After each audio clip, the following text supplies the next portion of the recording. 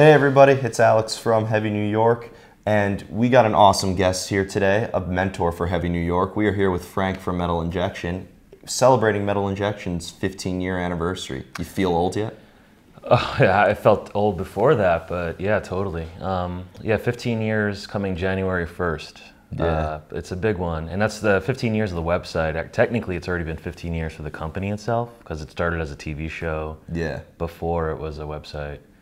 It's a long, long ride. Yeah. But it's been fun. You know, I always thought, so technically it started in 2003, more or less, and that was a interesting time because, a lot of people now know you from the internet and stuff like that, but you were a TV show back in the day, and 2003 was kind of like a time where the internet started becoming a real valuable source of information and stuff. So from going from a TV show to being a known metal website on the internet, I mean, how do you look back in just all these years? It's really interesting. I just think, there was nothing like it at the time, so everything was a lot of firsts. YouTube didn't exist yet, so we didn't know if we were just like sinking money into something that wasn't going to work necessarily. And even when we started as a website, all we really did at first was take our 29-minute episode format for a TV show and just put it onto the web. And it really kind of was just an extension, more or less, of what we were already doing on TV, which is sort of like a Wayne's World type thing, like a very DIY, home show, with a couple friends being stupid. Yeah. So, and obviously it's gone through so many iterations at this point that what's really funny, I was actually thinking about this maybe yesterday, but early on we used to kind of number all the different things that we used to do so it was like version 2.0, then 3.3, then 3.4, and we kind of gave up because we just made so many changes to the format, to the site, to everything that we do, that it's just Metal Injection now. We stopped keeping track of that kind of stuff. You guys are the iPhones of metal, just like too many versions. I think they have like a bit more streamlined ideas of what they like. When we want to update something, like there's massive overhauls and then there's a lot of little ones. So, but we don't really keep track of them anymore. Well, your updates are a lot better than a lot of the iPhone updates too. So I appreciate that. I don't know if we make this nearly a big impact, but Yeah, you impact the world of metal, and that's more important. I appreciate that. Yeah, but because Metal Injection has, we were talking before we started rolling on how many different ideas you had. You have the Ask the Artist portion that we all like, and then you have like Taste of Metal, and you have, you're bringing Corpse Grinder to Target, which is pretty unique. Yeah, that's fun. Just so many different ideas. How do these? I feel like people associate you as a metal journalism site, but I almost consider Metal Injection to also be as much of an art as anything. Do you just think of these ideas just from going to concerts? How do you come up with these new ideas? Inspiration comes from absolutely everywhere. A lot of it, I have the benefit of being a musician, a touring musician myself, and I would honestly say that it makes me better at Metal Injection and vice versa.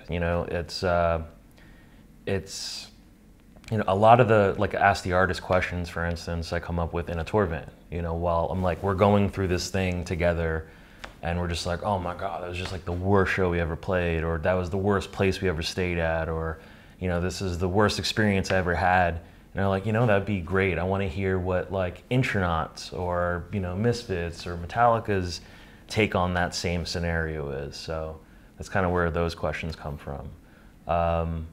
The other ideas, I think I kind of pride myself on just like trying to be creative at least a bit of every single day. It's like a big portion of what I do is just like think of what do we do next? Where's it going to go? What kind of creative thing? But also some of it's just like kind of like the magic of it, the moment. You know what I mean?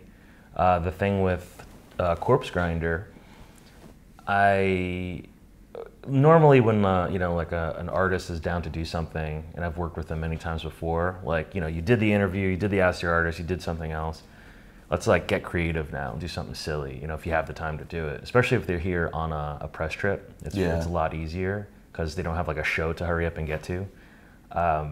So I started just ask around, like, what are you into, what are your hobbies, whatever, and then it becomes my job to try translate that into something that the viewers would watch or enjoy. And it really worked out well with George, because like he's such an easygoing guy. And when he said shopping, and I was like, all right, shopping where? And he's like, Target. And I'm like, all right, I can make that work. That's going to be awesome. Yeah. Did you have any trouble like bringing camera equipment into the Target? Were they like, what? No, because another piece of the magic with Metal Injection is that I've always kept it really low key. You know, it's, with the filming portion especially, although we have a lot of great people on staff who work with us, it's when it comes down to like filming this stuff, I keep it so like this, literally, like, you know, a couple mics that are wireless and there's no wires or running around or anything like that, and then a camera, and I just keep it low key, you know. So I was really, it looked like a couple dudes walking around Target shopping. I just happen to have a camera, but I also maybe just look like a tourist. It's New York fucking city, so like everybody has a camera, you know. Yeah, you got to bring Corpse Grinder to Victoria's Secret next. If he's down to do that, I am so there. Just please have me come along for that trip. Yeah, that'd be cool. He can make anything fun. I love that guy. Yeah, I figure him and Adam D from Killswitch, those two guys. There's a lot of great dudes. Or Richard Christie. Yeah, oh, I love Richard too. I love the company of a lot of guys, and that's another fortunate thing. Is like the best part is getting to know all these people, you know, after the years, and kind of building a relationship with them. Definitely, and that kind of led me into my next question, because obviously, you know, like you and I, the whole reason we got into this field is because we're metalheads. We love the music, and that's all that matters. But, you know, from listening to these guys on the record or seeing them on stage, and now, you know, befriending these people, becoming acquaintance with them, I'd imagine that the way that you look at these people now are much different than when you were just a metalhead before working in the industry, right? Yes and no. Even though I'm become really good friends with certain people, like there's still that piece of me that is still that 14-year-old, and I really kind of have to hold back. I'm like, oh my God, you know, I'm fucking hanging with like Tomasa Meshuggah or, you know, Richard Christie or whatever. And then, I mean, Richard's actually been to my house and saw my death shrine that I have right there. Yeah, and he destroyed your kitchen too in Taste of Metal. He did. He played that electronic drum set right there. You know, he's looked at all my, like, you know, Nightmare Before Christmas knickknacks and shit. So yeah, he's a. It's weird to me to call him, you know, a friend, and at the same time, it's like he's still this amazing fucking drummer that I like grew up idolizing and you know, watching when I was a teenager, and I don't know, it's just amazing, man. It's, I'm you know, I'm really fortunate it all worked out, and that these guys would ever want to hang out with me, really. Yeah. Well, I think it's cool that you tell these stories, and you know, and I think what's really interesting, you know, you do this, you know, you take Corpse Grinder shopping, or you know, you cook with these guys. It goes to show that though they're on stage, they're phenomenal at what they do. They're people just like anybody else, and I think absolutely, yeah. You know, and you know, just because you're a great musician doesn't mean you could cook a great steak. So we learned with. Yeah, that's true. Yeah. Yeah. Some do it funnier than others, and with Richard, yeah, he's hilarious at whatever he does. So. Yeah, you know, it's funny. Like I would have never thought that Mark Rizzo, you know, from listening to El Nino as a kid and you know loving him and so forth, that he would be taking me to my first strip club. And see, that's it. Life is all about experiences, man. I really promote that. I say that all the fucking time. You know, at the end of our lifetime, you know, all this shit on my walls, my couch, whatever, none of this stuff is coming with us. It's all about the experiences. And as long as you are having a blast and having an amazing, the best life that you can have, like that's what really matters. Yeah.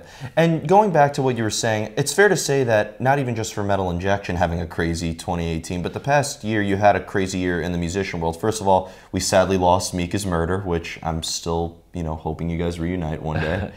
Well, the thing about that is actually we were writing a record before Keller moved away, and it's really a hiatus because he, for people who don't know, he got a really awesome job at Apple headquarters, and you know when Apple calls, you don't say no, you don't fuck around with that. We should probably edit out those comments we made about Apple earlier. Nah, Apple's great, man. You know they changed the world. Yeah. But yeah, so he's working for Apple headquarters now, and. You know, he had to do it, and that kind of put a damper on what we were working on. But at the same time, like we're super proud of him. We'll eventually finish a record. Yeah. We'll see. Well, I do gotta say though that last show at Brooklyn Bazaar in the basement was probably the best, quote unquote, farewell show one of the next to the Dillinger Escape Plan's final show. I appreciate that. I had a lot of fun doing it. Yeah, I mean, Keller also broke his ankle that day, which... It was like the day, yeah, that day or the day before, but he was, messed up, and it was just amazing. It didn't stop anybody from just going, like, just fucking chaos and picking him up and throwing him into my drum set because he was sitting on a stool. Yeah, which was pretty awesome. And, of course, I got you a bunch of shots afterwards. Oh, that's probably why I can't remember the rest of the night. Yeah, my bad. And but then you also got to do an awesome tour with Silver Tomb opening for Life of Agony. I mean, playing with, Kenny of Typo Negative and, working with Hank from Inhuman and Seventh Void and whatever 27 other bands he's in. But I fucking made some real friends on that. They're such amazing dudes. I had a blast, and obviously, playing on stage with Kenny is just, that's a dream. I'm a huge Typo fan growing up since I was a little kid. I mean, I chose my high school because Pete went there.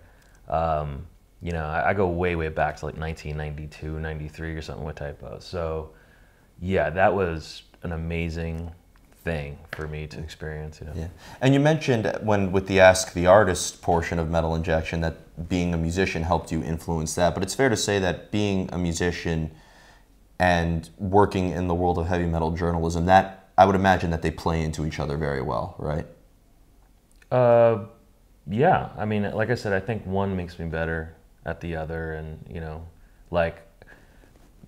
doing Metal Injection for all this time and really getting to know the ins and outs of the music industry. Mika's Murder especially always wanted to be a DIY band, so it really just kind of helped us navigate how to be a better DIY band. Make the right business moves and try and figure things out.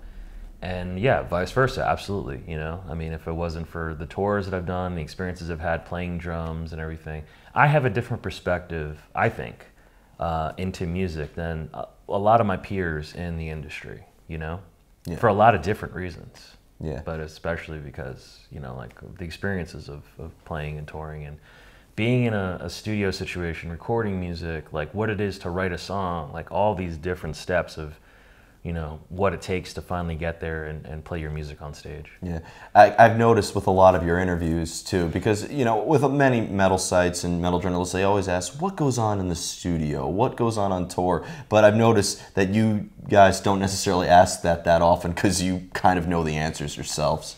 Yeah, I mean, whenever I do interviews with bands, I try and keep it genuine. You know what I mean? Like, it's the stuff that, like, especially, it gets harder because, like, the better I know somebody, like a friend, like, you don't really think to ask your friends certain questions, you know what I mean? Because you take for granted that you know them so well or you had those experiences with them.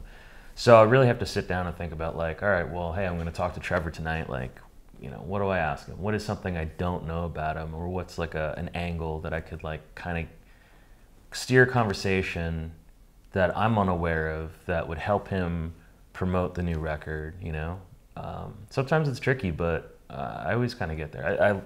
I think I'm a pretty inquisitive person, so. Yeah, definitely. I've noticed that you like to question a lot of things in the world of metal, and, I would tell you about artists who, and knowing my taste, I know you probably wouldn't like these artists I tell you about, but you still put them in your phone and check them out, which is awesome. One question I was really curious about is, everywhere has journalism involved, whether it's in politics, whether it's in music, whether it's in sports, art, you name it. But we're metalheads. We're a fairly misfit-like group of people. I think, would you say that because we work in the world of metal in this industry, there is a greater sense of freedom than maybe other people who work in a similar field? Because... That's interesting. I don't know. I never really thought of that.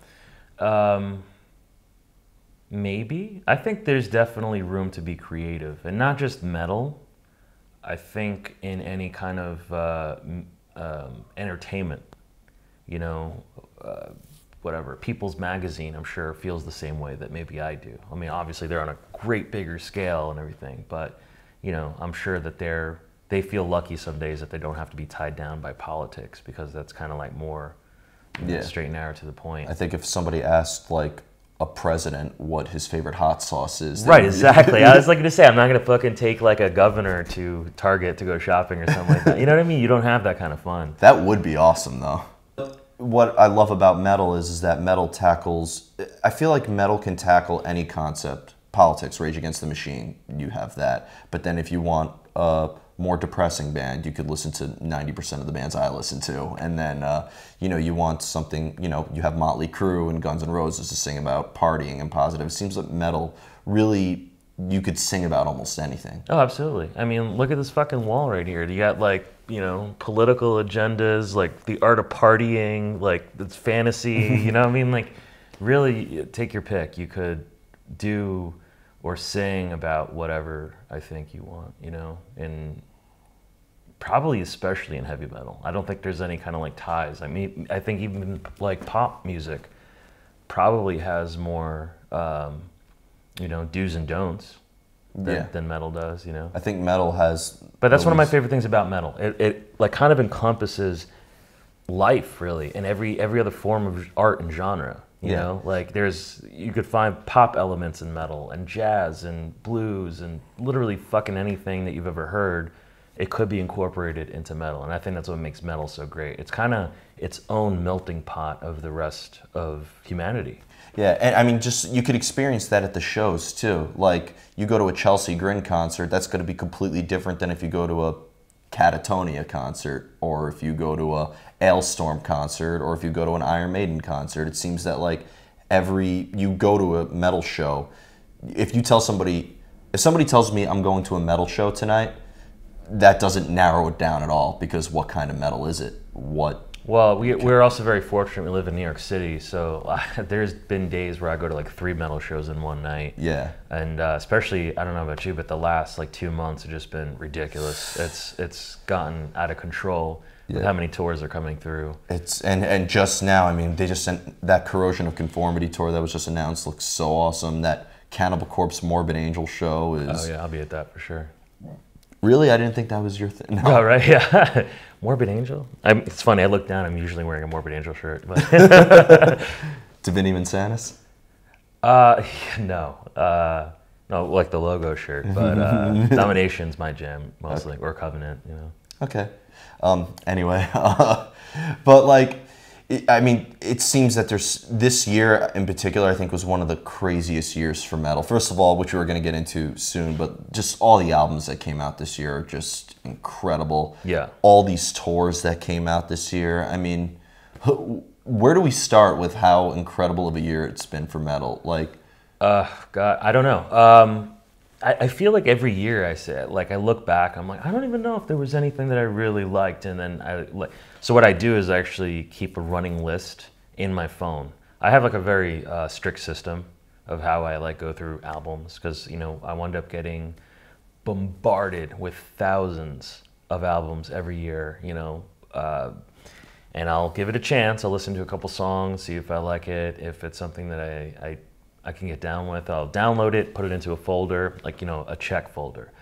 And then when I have the time, I'll go back into that check folder, listen to a couple more songs, and then see if it goes through a second passing. If it does, I'll actually put it onto my phone.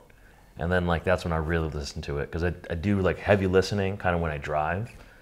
I zone out and just like really listen to stuff. It's probably not the best thing to be admitted. That's why I moved to the city, so I can't drive. And then okay. Yeah, well, I mean, it works on the iPad, iPhones too, on the train, whatever it is, but... Yeah, I once hardcore danced on the train, like, and it was just like at the end of rush hour, so I almost took out a couple people by accident. Right, see, there you go. I mean, you get into it however you get into it. You give it undivided attention, and then it makes a list, you know, and then... by the end of the year, like, I keep up with the list, and so it's really easy for me when it comes down to, like, you know, to writing my year-end list in December. You know, I'll know exactly what I'm thinking. Yeah. So was there something specific this year in metal that really caught your eye? Like, was there a band that reunited that you just were super stoked about? Was there... I don't know about reunited. There's a lot of bands that actually did farewell, like, shows and tours that bummed me out, you know? Slayer. Yeah, Slayer, Black Sabbath, I guess Black Sabbath, well, Ozzy's thing. But he'll be back. I guess Dillinger was technically like the Yeah, but tail end of last year. But December 29th, 2017, you could kind of put. yeah, I'm still feeling the effects this year. Yeah. Yeah. And just like, I mean, this year, if we run down, I mean, might as well just go over some of our favorite albums this year because. Well, one band that, well, of course, Tribulation put out a record. One of my favorite bands. Yeah. They're fucking fantastic and really just took what they were doing onto another level. Yeah. Look at it right there, down below. Other than that, Vane was a band that I already liked, where they just jumped up like 3 levels. Like that fucking record. Like, is they came so out of amazing. nowhere. So amazing. And I really think that set a new standard for where hardcore is going to go. Honestly. I think I would say that like the big 4 of modern hardcore would be Vane, Twitching Tongues, Code Orange, and Vane, Twitching Tongues, Code Orange, and Harm's Way. I would say that those probably are like the big 4 of modern hardcore. Yeah, I can't really. I just don't understand how Vane was touring with a SoundCloud rapper this year at the Ghost Main tour. I mean, they can kind of do anything. Yeah, I think it works. You know what I mean? Like that's a band that really embraced, the kitchen sink. Like you throw it all in, and like it's like fucking like beat some metal or whatever it is. Like make some crazy weird sounds. Throw a rapper on it. Like it's just. I think it's gonna be the new trend of hardcore. Yeah. Is there anything else that caught your eye this year? Like, because there were some big names that released albums this year. Judas Priest, obviously. Judas Priest was great. Behemoth, yeah. like. Oh man, Behemoth. Yeah, that was another terrific record. And of course, like you talked about shows, like watching them play to a sold out crowd at PlayStation Theater this year, the largest sold out headlining show they've ever done at a venue in America. In New York City, that was just amazing. Because I saw their first show ever at, was it March Metal Meltdown in Jersey, and like 14, 15 years ago or something. I remember when they were opening for Job for a Cowboy on Mayhem Fest in 2009. Like, see where that band just took off from there. They're doing fantastic. I mean, they've been working really, really hard at it, and. I don't know. And that night in particular, I think, really said a lot about New York City because Haken and Leprous the same night played a sold out. Also sold out, yeah. Also sold out. Daughters was also sold out. Yep. Alcest was like 20 people shy of being sold out. Yeah. I think everybody in New York City was at a show that night. Yeah. And it was like all sold out. That made me so fucking happy. You're right about that. Yeah. On top of that, that was like the first big show in a while that I went to that I didn't get blackout wasted at too. Oh, that's always good. Yeah, so it's good to see that you can enjoy the show without, dropping, $150 on alcohol. Yeah, but probably not as fun. I had plenty of fun, especially at the last. I also wanted to be sober enough for the Last Rites after party. Oh, right. Okay. Yeah. But was there anything else this year that came out that really caught your eye? Like Obscura. I mean, their new album was really good. That was good. Let me see. I'll break out my list that I was talking about. Cheater right here. Sorry. There's so many. Jeez. I mean, like, look at how many bands I have on this list, Can I see that? Do you mind? Yeah. Ooh, Jungle Rot's new record was pretty good. Well, the top ones are the definite ones that I'll be talking about soon. Ooh, Arsis. Yeah, that Arsis record was amazing. Between the Buried and Me. Oh man, Bose de Neige. That's a band that I've been following for a long fucking time from San Francisco. They're kind of like the pioneers of the San Francisco black metal sound, and they're really good friends with Deaf Heaven, who of course took that and ran with it. Yeah. That sound and ran with it, But Bose de Neige never really left the Northwest, and I think that's why people don't really know about them, but they're fucking phenomenal. I heard San Francisco is sometimes like a hard city to get out of, and it's beautiful. I think it was a choice. I don't know that they really wanted to. So yeah. If you want a good laugh, you should listen to my review of The Ocean's new record because I couldn't pronounce any of the songs that were on that. Yeah, it's pretty scientific, but yeah. They're a great band. I've really been a fan of almost or really everything they've done. Yeah. Kraft put out a great record this year. Skeleton Witch, shit, I think it's the best Skeleton Witch record they ever wrote. I missed them when they came here with Obituary, sadly. Were you at that show? No, I couldn't. I don't know, it's probably like West Coast or in Europe or something like that. Yeah, it was Obituary, Pallbearer, and Skeleton Witch and Dustbolt, I think. But I was at Tyr and Orphanland that same night, so you can only be at one place, which sucks. Yeah, definitely. I try and catch like any big tour that I really want to see, but it's just not possible. Yeah, especially in this city. So I was curious to be, as somebody who's been very active in the world of metal for so long, what is your take on the world of heavy metal nowadays? You know, there's a lot of people, you know, your first concert, as you told me, was like Guns N' Roses and Soundgarden, you said, right? Mm-hmm. And didn't Soundgarden get booed off stage? Yeah, that was during their first record, and nobody even really knew who they were yet. They were just, and you know, Guns N' Roses fans are very particular. So yeah, they were the opening band, and it didn't really work out that well for them.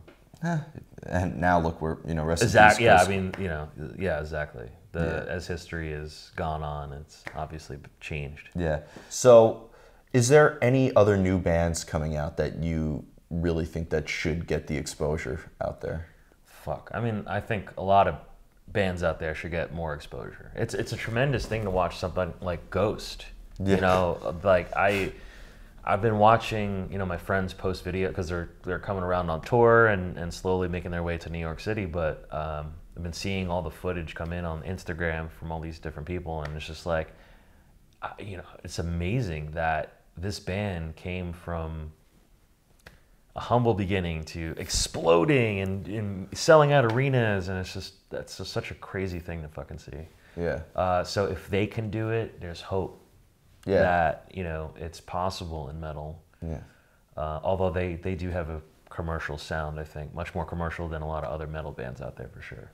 Well, but yeah, I never understood what that term commercial really meant. Like, well, it just means it's like music that's available to the mass public, you know what I mean? I mean, you don't have to be a metalhead to like Ghost, you know what I mean? Yeah. It's just great, and that's the thing that really makes them a great band, is that they're big songs that really could appease anybody. Well, Five Finger Death Punch has been labeled as commercial plenty of times, but look, say what you want about the band, but you kind of need to be a metalhead in order to appreciate a band like that. They do have some pretty heavy songs. Yes, they have radio-friendly songs. But I think people show up to those shows sometimes just for those radio hits, you know, and they don't... I've actually seen Five Finger Death Punch plenty of times, and it's not always metalhead in the crowd, you know. Again, not my cup of tea as a band, but it's pretty amazing to see any band look how commands that kind of crowd. Look at Bad Wolves. Look how they just blew up this year. Right, yeah, another one. You know, and you've known Tommy you pretty much grew up with him. Yeah, I've known him since he's younger than me by a little bit. So I guess he was like 14 at the time or something like that. Wow, and just to see that, to see something evolve so much is pretty incredible. Well, it's weird to say, but I don't know that he's really changed that much. Like he was always that kind of you know, go-getter kind of guy. You know, like when we were really young, he was the guy who was making friends with bands and jumping on stage and singing their songs with them. And this is even when we were like super young. So like he was really kind of born to do that. You know, and it's great to watch him do it. Yeah. And, you know, from everything he's also, I mean, that Divine Heresy record he was on is, like, to this day still one of my favorites. And just to see the Westfield Massacre take off, and then, you know, he does Bad Wolves, and it's great to see an artist just, to watch an artist grow, pretty much, right? Yeah. What I do is special because I really get to watch a lot of artists flourish, and there's no bigger... you know, pride or happiness in me than to watch them do that. Yeah, and you could also say that you see them when they suck. Sometimes it goes vice versa, you know. Exactly. So before we go, I want to thank you so much for your time today. Oh, anytime, man. Yeah. Just, you know, 15 years of Metal Injection. Is there any shout-outs you'd like to give, and anything with Metal Injection that you would like to promote? I mean, shout-outs, really... The Metal Injection junkies are fans, obviously. You know, without without, you know, you guys, like, really, we're nothing. So that's amazing. Thank you for watching and continue support. Obviously, all the labels and press people and bands and everybody, man. Like, you know, it's not about us. It's this whole industry. You know, what's good for metal is good for me. So Yeah. And what could we be expecting from Metal Injection now that it's 15 years? Another 15 years, I know for a fact. So next year is going to be some tricks. I'm like working on something in terms of an event. Yeah, which we won't have to go into details about. Yeah, you'll see it on. You'll see it on the website. It'll get announced, and we have some content and some cool things up our sleeve. But keep your eyes peeled. Awesome, everybody. Frank from Metal Injection. It's always great to tell you. I can't tell you how many times this channel rips you off. It's great. Oh, it's okay. I had to say that. But we'll see you next time, everybody. Cheers.